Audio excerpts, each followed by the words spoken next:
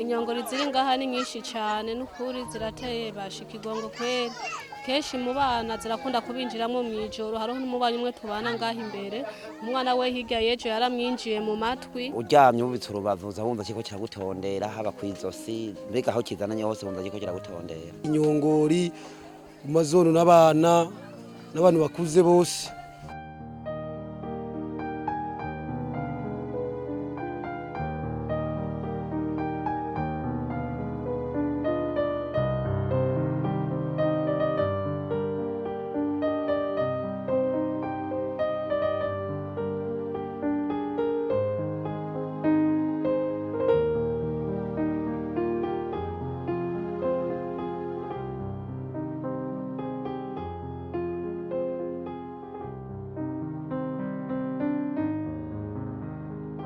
yaryana uri umuntu w'umushinga ntahe usanga amagara yabyimbye usanga yabyimbye uja kwa muganga ukamengana muri wahishe.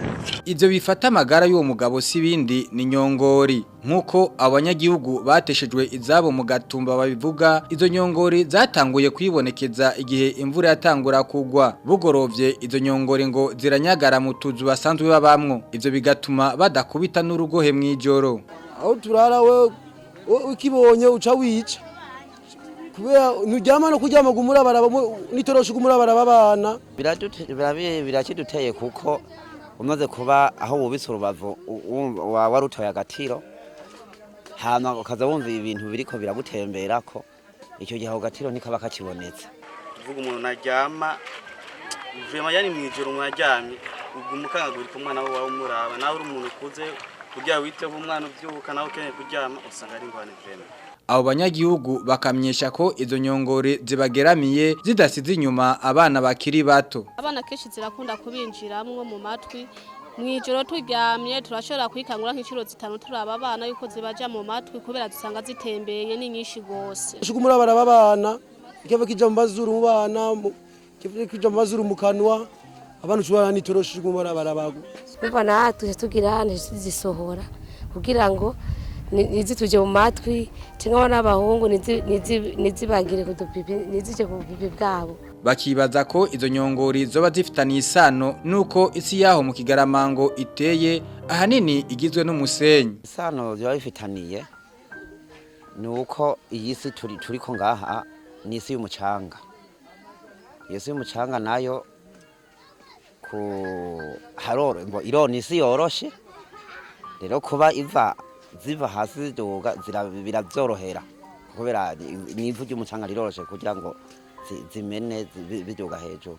Abo banyagihugu bakababazwa nuko bemerewe umuti wo gupoma utuzu twabo ariko nubu ngo ukaba utaraboneka, bakabona ko ikihuta ari ukubakura muri ico kibanza. Kuviza inyongori ziza bavuga imiti ariko imiti kuyibona nayo tubona. Turababwira nyene yuko botuzanira umuti tugapompa ariko mu bisanzwe ntawo bazana kweri ntawo bazana n'ukuri. Haro n'umwana yari yamugiyemo iyo muri mu bihimba vy'irondo ko umwana bayimukuriyemo kwa muganga. Numva nkuyo yagerayo ko yacaronka ikibazo umwana.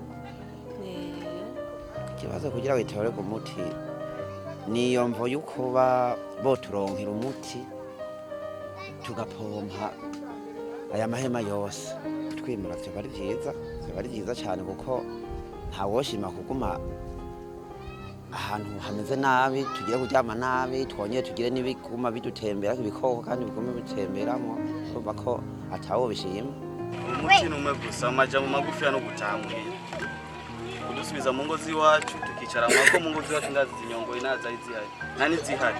Abajeje intwaro muri yo site y'abateshe izabo bamenyesha ko batanze icegeranyo kubakurira ariko bakirindiriye inyishu. François Bigorabagabo umwe mu batware bo ngaho nawe nyene asaba ko abo banyagihugu bakurwa muri iyo site.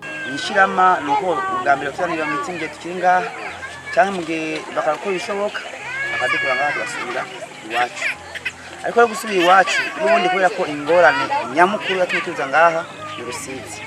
Leta ikora ishoboye cyangwa n'abandi babishoboye badufashe badusubize mu iwacu kuko nta musiki na kimwe basho gutwubakira kona muri kitasigaranye abapangaye nabo barakomoba cyangwa to gupanga tuke ngaha dusubire iyo twagiye kwizana.